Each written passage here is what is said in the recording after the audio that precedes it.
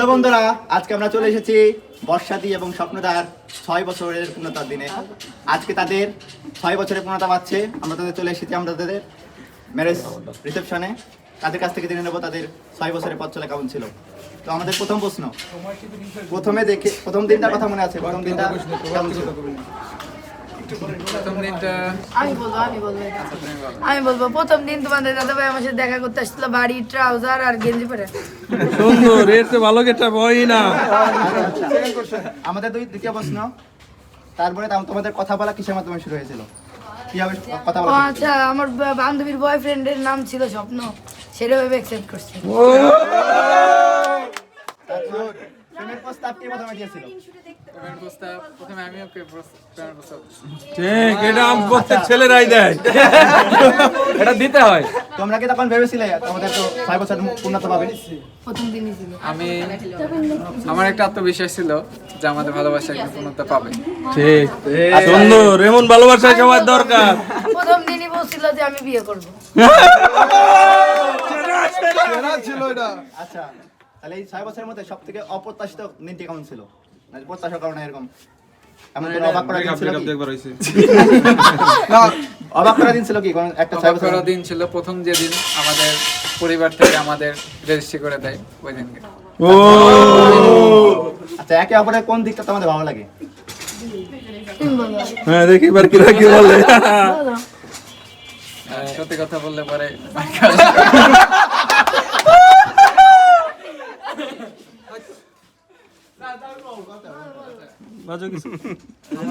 সবচেয়ে বেশি কোন দিকটা ভালো লাগে?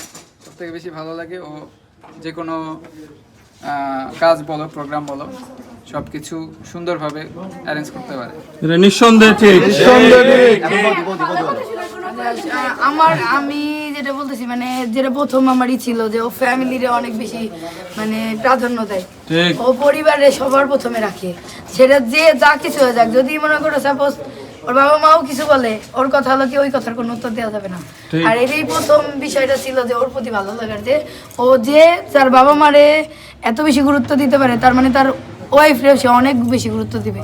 অসাধারণ, অসাধারণ গুণ, অসাধারণ গুণ ছিল এটা। পরবর্তী প্রশ্ন, ঝগড়া হলে কে প্রথমে রাগ ভাঙে? ঝগড়া করতে আমার প্রথমে বড় ভাই ভাই ভাই আচ্ছা আচ্ছা আচ্ছা, একে অপরের কোনো পার্টনার খারাপ লাগে এটা বলতে হবে। রাগ এবং জেদ। আর তোমার? আর কথা বলতে বলতে ঘুমাই যাও 1 মিনিটের আগে। ও আচ্ছা, তাহলে একে অপরকে একটি শব্দে বর্ণনা করো। তুমি একটি শব্দে বলে বর্ণনা করবা, আর তুমি একটা শব্দে বর্ণনা করবা।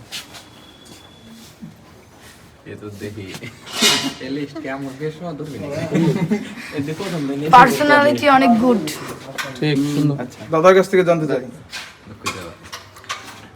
মন মানসিকতা অনেক ভালো।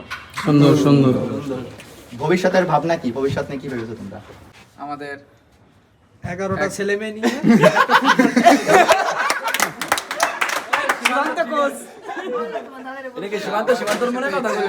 দাদা, আমার একটা এক্সট্রা কোশ্চেন, কে সবচেয়ে বেশি ব্লক আচ্ছা,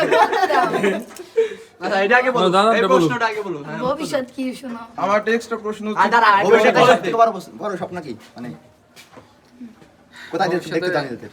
নিজেদেরকে আমি চাই আমার পরিবার সহ, আমার বউ এবং ভাই, বাবা মা সবাই সহ আমরা যাতে সারা জীবন একসাথে, এমন দেশে হোক বা দেশের বাইরে হোক, ইচ্ছা আছে দেশের বাইরে সেটেল হওয়া। যদি সম্ভব না হয় অন্তত দেশের মধ্যে ভালো একটা সুন্দর পরিবেশে আমরা সেটেল হব। সুন্দর, সুন্দর। পরবর্তী প্রশ্ন, সংসারে কে বেশি কেয়ারিং হবে বলে মনে করেন? সংসারে অবশ্যই আচ্ছা আচ্ছা, বেশি রোমান্টিক কে?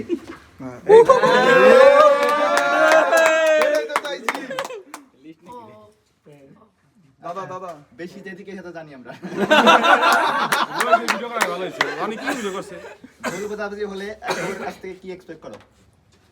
কি আশা করো? একটা আমি জানিও কল করবে না, আমি জানিও কল দিবে না।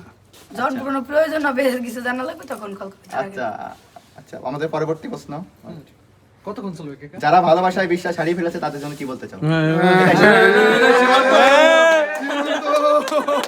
এই যে সবার জন্য এটা। অ্যারেঞ্জ ম্যারেজ করো। না না, লাভ ম্যারেজের জন্য বলতে হবে না, অ্যারেঞ্জ ম্যারেজ করো, এই জন্য তো বললাম। না, ভালোবাসার জন্য কিছু বলতে হবে, টিপস দিতে হবে একটা। কোনো টিপস নাই। আমার টিপস হলো ধৈর্য ধরতে হবে, লেগে থাকতে হবে।